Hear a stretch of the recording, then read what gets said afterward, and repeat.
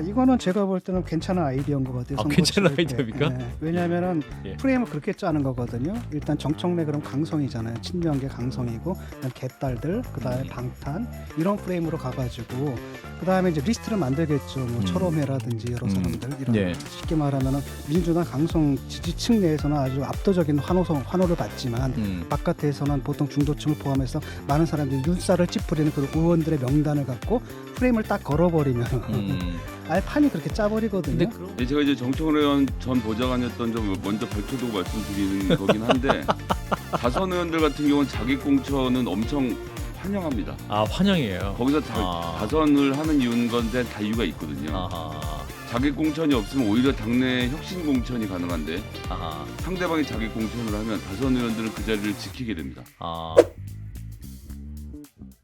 네, 한판 브리핑 김수민 평론가와 함께하겠습니다. 어서 오십시오. 네, 반갑습니다. 자, 국민의힘 대표 경선 후보들 2차 방송 토론이 어제 있었죠. 토론 후에도 열띤 공방이 있습니다. 네, 주로 울산 KTX 역세권 의혹 공방이 이어졌는데요. 김기현 후보 선거대책위원회는 안철수, 황교안, 천하람 후보의 공세를 두고 3인 성호, 근거 없는 말도 셋이서 하면 고지 듣게 된다라는 뜻의 사자성어를 쓰면서 표현을 하면서 예. 반박을 했습니다. 한편 이준석 전 대표는 SNS에 이런 글을 올렸습니다. 투기현인지 투자현인지 가리기 쉽지 않다라고 하면서 JTBC 드라마 재벌집 막내 아들의 진도준, 송중기 씨가 연기했죠. 진도준이 사실은 인생 2회차였던 것처럼 김기현 후보가 인생 2회차라서 그런 것일 수도 있다라고 비꼬기도 했습니다. 그리고 한편으로 안철수 의원이 어제 했던 발언이 또 발언에 대해서도 이야기들이 오고 갔는데요. 예. 일단 정청래 의원 같은 분들을 포함한 지역구에 자객 공천을 하겠다라고 발언을 했었는데 어제 토론회에서 나왔던 발언 음성으로 들어보시겠습니다. 정청래 의원 같은 분을 포함해서 여러 사람들 다음 국회에서는 있으면 안 될 그런 사람들이 보입니다. 그래서 자객 공천을 하겠다. 자객 공천, 영화별로 저는 그렇게 썩 좋지 않다고 생각합니다만 그것은 늘 그동안 해왔던 것이고요. 어떤 사람이 오더라도 그것을 바꿀 수 없게 제대로 시스템을 만드는 것이 정말로 중요하다. 당대표 세 사람도 직권으로 공천하셨습니다. 예. 네, 안철수 후보의 이 발언에 대해서 오늘 정청래 민주당 의원이 반응을 내놨는데요. 굳이 누구를 보내지 말고 자신 있으면 제 지역구인 마포울로 네가 와라 안철수라고 밝히기도 했습니다. 한편 김기현 후보 측은 오늘 지지 성명을 발표한 바른정당 출신 당협위원장의 명단을 공개를 했습니다. 어제 지지 선언이 나오긴 했는데 명단 공개가 없는 것에 대한 비판이 이어지자 오늘 명단 공개로 다시 대응을 한 것으로 보입니다. 예. 자, 열기는 뜨거워지고 있고 오늘 이제 이 당대표 후보들이 충청권으로 갔는데 합동 연설을 했습니다. 어떤 발언들이 또 있었습니까? 네, 황교안 후보는 김기현 후보의 권력형 토건 비리가 심각하다면서 재차 KTX 울산역 의혹을 거론을 했습니다. 한편 안철수 후보는 뻐꾸기 후보다. 천하람 후보는 박정희 전 대통령 폄하하고 김대중 전 대통령을 칭송했다는 비판도 했고요. 예. 천하람 후보는 국민의힘이 맞서야 할 대상은 망하기 일보 직전에 민주노총도 민주당도 아닌 우리의 관성이라고 밝혔습니다. 불법 파업 조장하는 노란봉투법은 반대하지만 노동자 권익이 충분히 보호돼야 된다라고 강조했고요.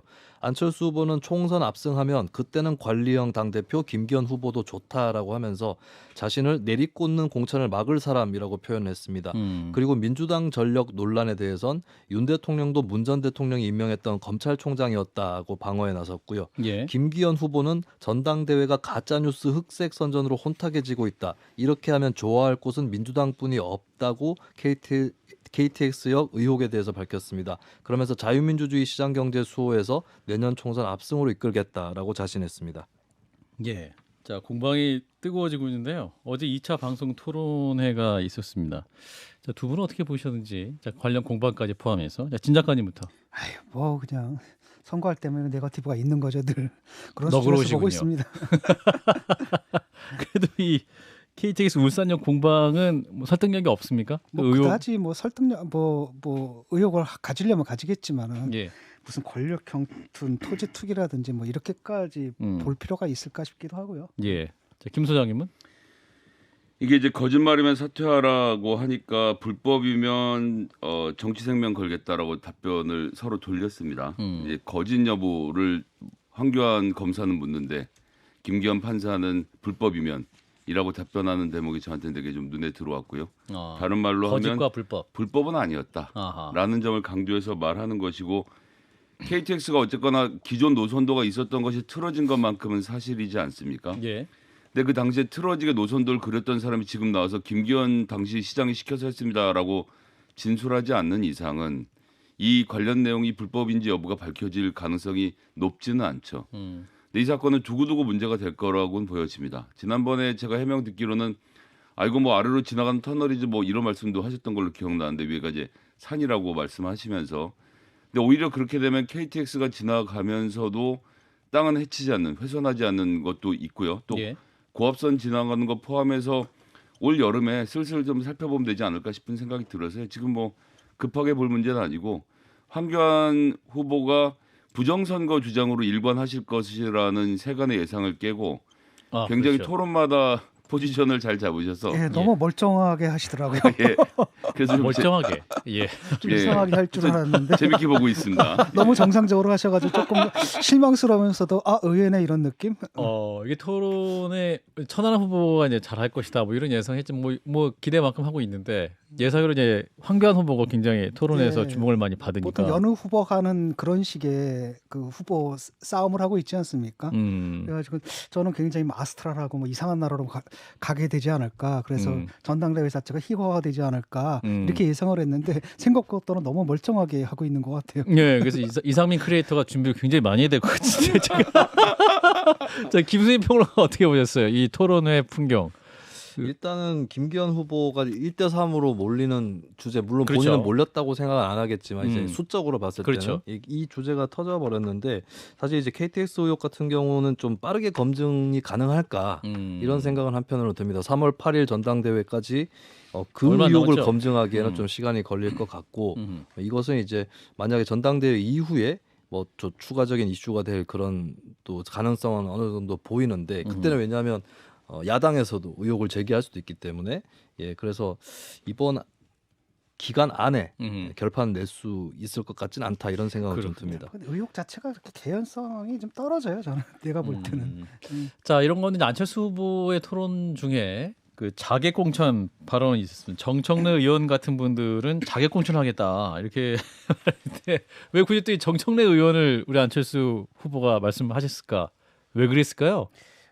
이거는 제가 볼 때는 괜찮은 아이디어인 것 같아요. 선거 괜찮은 치를 때. 아이디어입니까? 예, 왜냐하면은 예. 프레임을 그렇게 짜는 거거든요. 일단 정청래 그럼 강성이잖아요. 친명계 강성이고 그다음 개딸들, 그다음에 방탄 이런 프레임으로 가가지고 그다음에 이제 리스트를 만들겠죠. 뭐 철험회라든지 여러 사람들 이런 예. 쉽게 말하면은 민주당 강성 지지층 내에서는 아주 압도적인 환호를 받지만 바깥에서는 보통 중도층을 포함해서 많은 사람들이 눈살을 찌푸리는 그런 의원들의 명단을 갖고 프레임을 딱 걸어버리면은 아예 판이 그렇게 짜버리거든요. 근데 그런 공천은 민주당이 공천 개혁한다고 하면서 할 일인데 굳이 국민의힘이 도와주면 민주당도 도와주는 거 아니에요? 아니 그게 아니라 민주당은 그 사람들이 나올 거니까. 나올 거니까. 앞으로 뭐 그건 100% 확실하지 않습니까? 그런 사람들 나올 거고 바로 그렇기 때문에 또 그 사람들이 그러는 거거든요.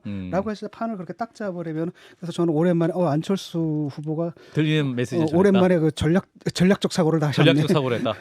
김 소장님. 예, 제가 이제 정청래 의원 전 보좌관이었던 점 먼저 밝혀두고 말씀드리는 거긴 한데 다선 의원들 같은 경우는 자객 공천은 엄청 환영합니다. 환영이에요. 거기서 다선을 하는 이유인 건데 다 이유가 있거든요. 아하. 자객 공천이 없으면 오히려 당내 혁신 공천이 가능한데 아하. 상대방이 자객 공천을 하면 다선 의원들은 그 자리를 지키게 됩니다. 아. 자, 이런 상황인데 내가 아니고 누가 이걸 막을 수 있겠냐. 뭐 정청래 의원을 국한시켜서 드리는 말씀이 아니라 이게 수싸움이 굉장히 치열하게 벌어지는 상황이고 또 마포울이 갖고 있는 지역적 특성이 좀 있기 때문에 예를 들자면 이제 그렇다는 것인데요. 지역마다 이게 쉬운 문제는 아니라서 그리고 어느 선거라도 항상 자객 공천이 있어 왔거든요. 그래서 뭐 안철수 대표가 강조한 점은 크게 전 의미가 있다고 보기보다는 디테일에서 실제로 어떻게 배치할 것인가를 나중에 그때 가서 보고 또 얘기를 해야 될 부분이 분명히 있습니다. 그러니까 정청래는 하나의 상징에 불과하고 라인업을 짤 겁니다. 아마 라인업 딱 짜가지고 치고 나가게 되면은 예. 봐라. 그다음에 또 하나가 뭐냐면은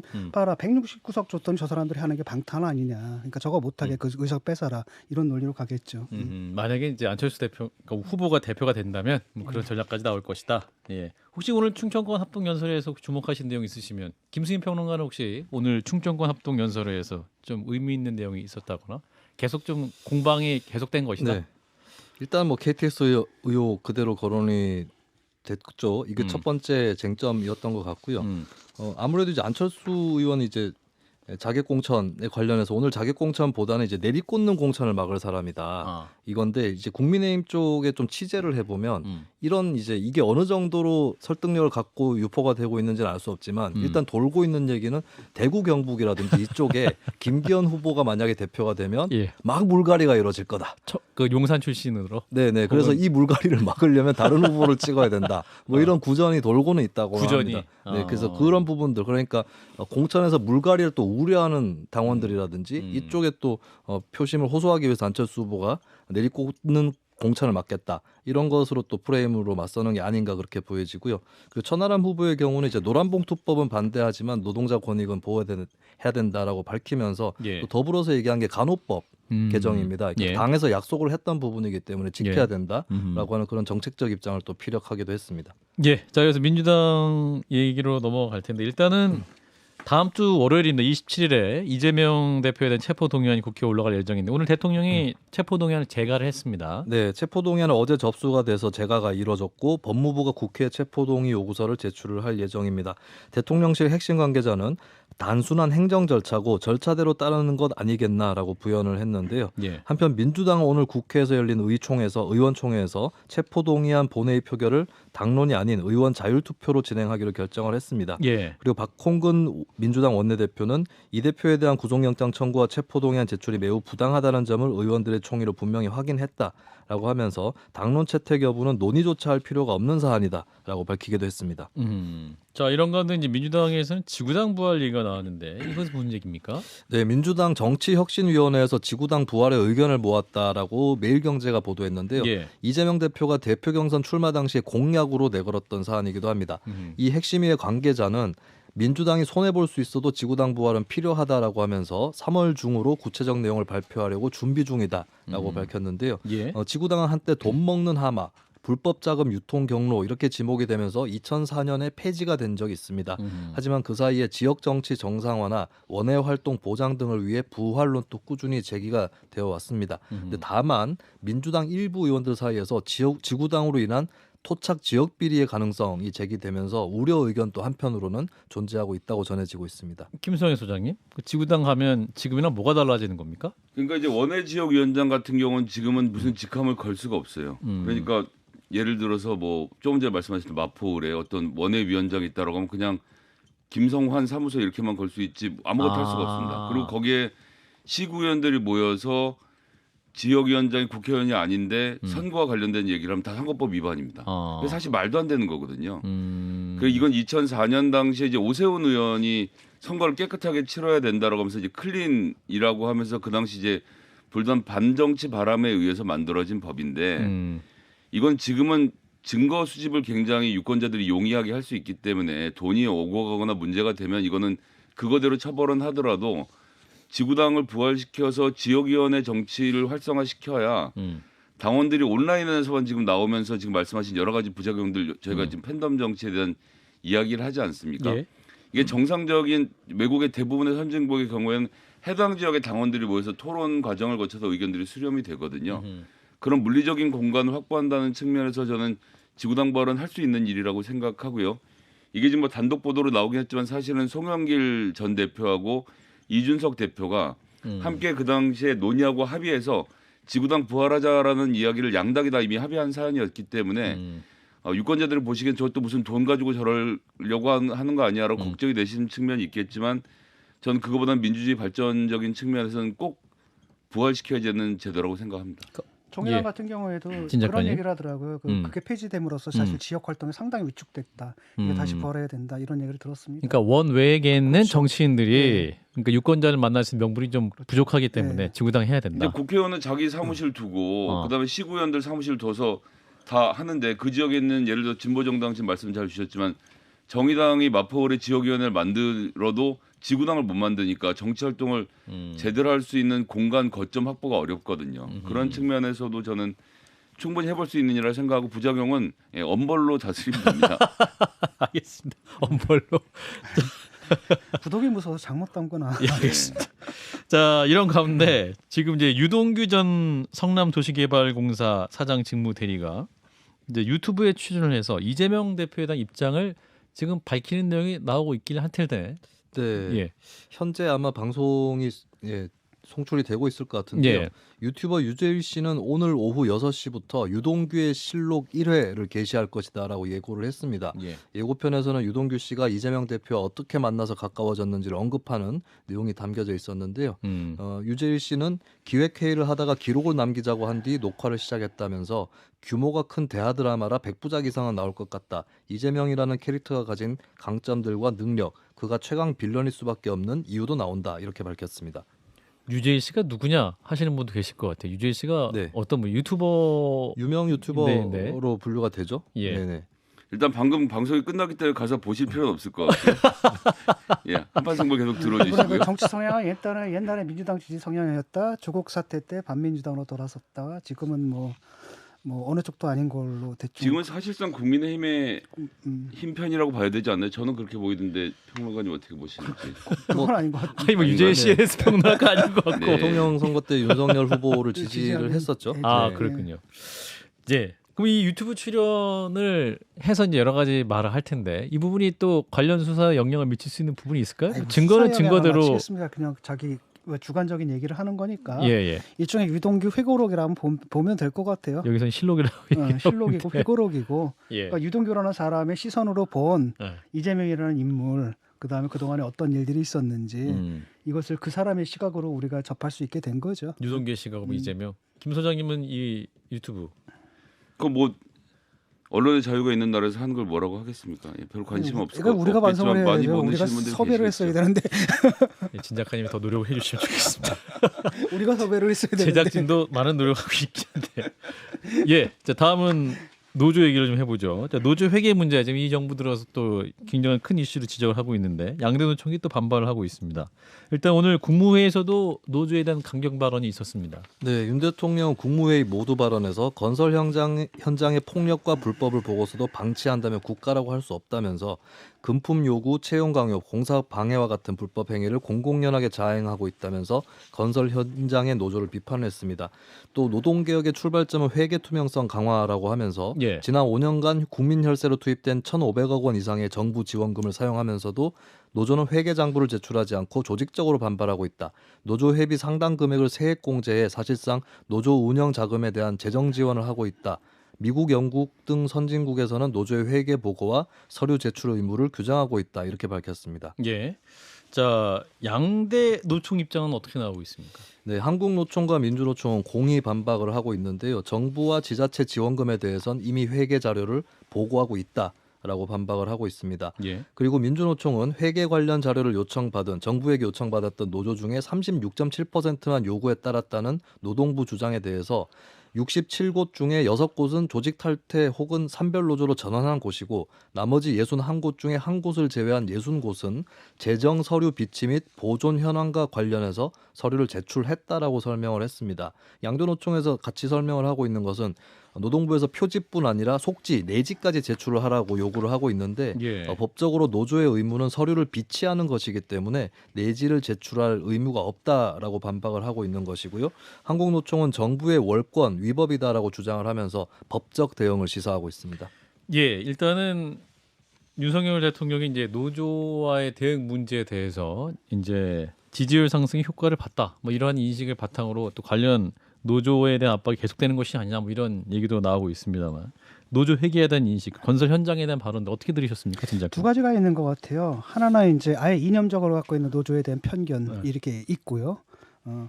그다음에 두 번째로는 좀 전에 말씀하신 것처럼 그 때리기, 쉽게 말하면 포퓰리즘 선동이죠. 그러니까 노조에 대한 특히 이제 강성 노조에 대한 우리 보통 국민들이 갖고 있는 거부감 이것을 이용하는 거고 예. 또 갈라치기도 하더라고요. 아주 예컨대 노조들 중에서도 그냥 일반 노조하고 그다음에 또 구정을- MG 노조 세대 간으로도 예, 예. 갈라치고 또 심지어는 뭐 전문가라는 사람들 데려다가 또 뭐까지 하냐면 노조 조합 노조에 가입된 노동자 14%와 가입되지 않은 86% 노동자 이렇게 분할 통치를 하거든요. 예. 그래서 정말 얍삽한 거죠. 그러니까 이런 식으로 하게 되면 막 때리고 그러면은 뭐 강단 있는 지도자라든지 뭐 실천력, 결단력 있는 지도자 이런 이미지를 줘가지고 일시적으로는 이게 오를지 모르지만 화물연대 잠깐 올랐다가 다시 어떻게 되면 가라앉잖아요. 예. 근데 문제는 뭐냐면 노동 개혁이잖아요. 그러니까 그렇게 때려가지고 지지율을 올릴 거라면 그렇게 하시고 정말 개혁을 원하신다면 노조를 개혁의 대상으로 보면 안 되거든요. 주체로 봐야죠. 같이 할 수 있는. 예. 그래서 그런 시각으로 보고 이게 예컨대 아까도 원래비 같은 문제도 쉽게 보면 한쪽만이 아니라 양쪽의 이해관계가 얽힌 부분이 있거든요. 그러니까 한쪽만 풀어서 될 문제가 아니라 양쪽을 같이 푸는 건데 이런 포괄적인 시선을 갖고 접근해야 이게 개혁이 되는 건데 예. 이분들은 지금 하는 거 보면 개혁의 수단이 딱 두 가지입니다. 경찰하고 검찰이에요. 이게 개혁이 됩니까? 그리고 지금 앉아가지고 건폭 막 이런 말을 하는데 대통령이 건폭, 건설현장의 폭력. 예, 그건 동네 파출소장이 할 얘기지. 그 대통령이 그런 얘기를 합니까? 건폭 때려잡겠다 이런 얘기. 예. 문제의식이 심각하셔서 하신 말씀 아닐까요? 그러니까 그 과장된 그게 있는 거죠. 그 언어 자체를 갖다 만들잖아요. 건폭 이러면서 이것 자체가 상당히 정치적 언어거든요. 옛날에 주폭은 들었는데 네. 건폭은 또 제가 그 대통령이 나서가지고 이런 언어를 쓴다라는 것 예. 자체가 지금 뭔가 그 방향을 굉장히 잘못 잡았다. 그리고 원희룡 뭐 국토부 장관 같은 경우에도 좀 굉장히 업된 것 같아요. 막. 예. 화물연대 예. 노조 뭐 파업 이런 이후로. 거 해가지고 굉장히 업된 것 같은데 상당히 합리적이고 온건한 분인 줄 알았는데 요즘 조금 그때 분위기에 취해가지고 조금 이상해지신 것 같더라고요. 김 소장님. 뭐 조폭 때려잡기처럼 건폭 때려잡기 하겠다라는 의견인 것 같고 제가 뭐 얼핏 봤는데 기사에 보니까 경찰에서 50명 특진을 내걸고 건폭 뭐 잡는 일을 하겠다라는 얘기까지 하고 있는 지경이라서 일단 한심하다는 말씀 좀 그냥 드리겠고요. 검찰총장 계속 하셨으면 예. 그냥 검사 계속 하셨으면 나갔을 것 같은데 네. 그 일하고 싶으시면 예. 예, 수사권을 자율적으로 주는 검찰총장이 더 하고 싶었던 분이라는 말씀을 저도 동의하고 그리고 이제 오늘 우원식 의원이 관련된 자료를 입법조사처 자료를 공개했는데 예. 보니까 요구해서 받은 자료가 1월이었더라고요. 그래서 제가 좀 재미있어서 우원식 의원실을 확인을 해봤더니 그 이제 우원식 의원실에서 이 박근혜 이명박 때랑 노동개혁을 똑같은 경로로 추진할 걸 이미 예상을 하고 12월부터 입법조사처에다 자료 의뢰를 했답니다. 그 노조 회계와 관련돼서 공개가 적법한지 정부가 이걸 요구할 수 있는지를 물어서 1월 16일에 자료를 받아가지고 대통령이 한 말씀 하실 때까지 기다렸다가 오늘 말을 해서 공개를 했다는 건데 취지는 그런 거예요. 노조법 27조에 보면 정부가 자료를 요구할 수 있도록 되어 있는데 여기에 재정 자료가 포함이 되어 있지 않다는 것이고요. 입법조사처에서 분석한 것에 따르면 장부를 가서 비치한 것을 열람할 수 있는데 등사는 못하게 하는데 등사를 못하게 하는 이유는 이 노조의 재정 자료를 조합원들은 볼 수 있지만 이걸 들고 나가서 제3자가 보기 위해서는 안 된다라는 예. 대법원의 판례가 완성되어 있기 때문에 지금 정부가 요구하고 있는 자료 자체가 불법이고 게다가 최근에 저희가 ILO 비준을 한 단계 더 높여서 해서 노조의 자유를 보장해야 되는데 여기서 지금 어긋나고 있는 상황이라서 예. 대통령실도 굉장히 당황하고 있다는 거예요. 대통령이 불법이라고 말을 했는데 알고 보니 대통령이 노조가 불법이라고 말했지만 사실은 자기가 불법을 자기가 저지르고 있는 불법인 상황이 만들어져서 여기에 대해서 지금 뭐 대통령실 대변인도 어영부영 오늘 답변하던데 내일 어떤 변명을 들고 나올지를 봐야 되겠지만 제발 법에 대해서는 좀 공부를 하고 그래도 검사 출신이지 않습니까? 좀 이야기를 했으면 좋겠습니다. 다른 한편 문제는 뭐 이런 거거든요. 그러니까 이게 정부가 자꾸 그 윤석열 정권하고 그다음에 뭐 원희룡 장관도 그렇고 네. 막 이런 것을 하는 것은 이게 선동의 먹힐이거든요. 근데 그 먹힌다라는 게 일반 대중이 갖고 있는 노조에 대해 갖고 있는 편견 때문이기도 하지만 또 다른 한편은 어떤 건강한 문제의식이 있거든요. 노조가 실제로 잘못된 부분이 있어요. 그런 부분을 노조 측에서는 분리해서 예를 들어서 원래비 같은 것도 우리는 사실은 우리도 그거 반대한다라든지 이런 입장을 명확하게 얘기한다든지 예. 회계 같은 것도 얘기하다면 우리 노조 조합원들한테 더 공개가 되고 있다라든지 뭐 이런 식으로 어떤 그 부분을 어필해서 그 국민들의 그 뭐랄까 편견 내지는 일단 그 진짜 정확한 지적은 받아들여서 고치고 그다음에 나머지 편견을 해소하는 방향으로 이렇게 싸워 나가야 될 것 같아요. 예. 그리고 하나 또 좀 지적하고 싶은 건 이게 이제 1979년부터 했던 대처리즘 방식을 그대로 동원하는 건데 노조들을 때려잡아서 저임금 노동자를 양산하느라고 복지 체계를 축소해가지고 이렇게 해서 지금 기업 발전을 해보겠다라는 계획을 세우고 있는 건데 그때하고 지금하고는 시간과 철이 다르고 그 당시에 대처는 최소한 노동자들을 교육시키고 재취업할 수 있는 환경을 만들어주는 일을 했었는데 윤석열 정부가 그런 건 하고 있지 않거든요. 전반적인 마스터 플랜 없이 본인 혐오하는 사람들을 호명해서 때리는 방식으로는 기억이 안 될 겁니다. 또 하나 뭐냐면 뭐 노조를 많이 하네. 예, 뭐 노조가 강해가지고 투자가 안 이루어진다라는데 대한민국 노조 조직률 14%밖에 안 되거든요. 선진국도 다 우리보다 훨씬 더 다 강해요. 예. 뭐 그렇다고 한다면 무슨 저 제3세계로 가든지 그런 투자는 우리가 받으면 안 되죠. 하나만 더 보겠습니다. 자, 조 바이든 미국 대통령 얘기인데요. 우크라이나 수도인 키이우를 전격 방문했다고 하는데 그 소식 듣고 마무리하겠습니다. 네, 오는 2월 24일이 러시아의 우크라이나 침략 1주년입니다. 바이든 대통령은 미국 병력이 주둔하지 않는 전장에 방문을 해서 세계를 놀라게 했는데요. 젤렌스키 우크라이나 대통령의 환영을 받은 바이든 대통령은 국가의 독립, 주권, 영토 보전에 대한 우리의 변함없는 지지를 보여주기 위해 이곳에 왔다라고 하면서 우크라이나에 대한 미국의 지원에 대해 어떠한 의심도 하지 않는 게 중요하다라고 생각했다라고 밝혔습니다. 아울러서 5억 달러, 한국 돈으로 6,500억 원 상당의 규모의 추가 군사 원조도 발표를 했고요. 예. 바이든 대통령은 사실 수개월 전부터 키이우 방문 의사를 주변에 피력을 했다고 하고 지난주 금요일인 17일에 최종 결정을 했고 18일 토요일에 비밀리에 백악관을 빠져나와 폴란드 바르샤바 나토 회원국 정상들과의 회담을 갖는 그 일정 맨 앞에 이 우크라이나 방문 일정을 배치했다라고 알려졌습니다. 예, 이게 참 어느새 1년이 됐습니다. 러시아의 우크라이나 침공 1년이 됐는데, 자 뭐랄까요, 이제 그 바이든의 방문으로 이 전쟁이 장기화에 대한 시석도 있습니다. 어떻게 장기화는 당연한 거고요. 예. 왜냐하면 푸틴 전쟁 이기지 않을 거거든요. 예. 근데 또한 질 수도 없는 거예요. 그러니까 계속 끌 수밖에 없는 거거든요. 장기화된다. 지금 문제는 뭐냐면 상황이 좀 달라졌거든요. 지금 러시아가 그 징집을 사실상 해가지고 병력이 엄청 늘어서 인해 전술로 쏟아붓고 있습니다. 예. 그러다 보니까 이제 바흐무트 같은 도시에서 조금 우크라이나가 좀 위기에 몰려 있거든요. 그래서 이 도시를 뺏기게 되면 계속 러시아가 패배하다가 한번 상징적으로 승리하게 되거든요. 라고 한다면 사실 사기에도 굉장히 안 좋고. 그래서 우크라이나는 미국에다가 전투기를 달라고 하고 그다음에 아테크미스인가 그 장거리 미사일을 달라 그러는데 미국은 그걸 주기 싫어하고 예. 그렇기 때문에 그런데 상황은 좀 어렵고 그래서 바이든이 지금 맞아. 가서 다른 지원들을 열심히 해줄 거다라는 안심을 시켜주기 위해서 방문한 것 같아요. 자, 김 소장님은? 예, 어려운 국제 관계 가운데서 저는 평화적으로 빨리 휴전이 됐으면 좋겠는데 지금 이 상황을 우려하면서 지켜보고 있는 주변국들이 사실은 속으로 웃고 있는 것 같아서 보기가 씁쓸합니다. 왜 웃고 있습니까? 그러니까 그것으로 인해서 벌어들이는 재정적 수입, 이익이 있다. 이익이 분명히 있는 상태이지 않습니까? 이런 부분들이 전쟁을 장기화시키는데 막아야죠. 예, 특히 미국이 리더십을 보여줄 필요가 저는 있다라고 생각합니다. 예, 자, 러시아 우크라이나 전쟁 좀 시간을 마련해서 전문가와 또 얘기들을 좀 나눠보도록 하겠습니다. 자, 오늘 김수인 평론가님 고맙습니다. 네, 감사합니다. 좋아요, 구독. 알림 설정.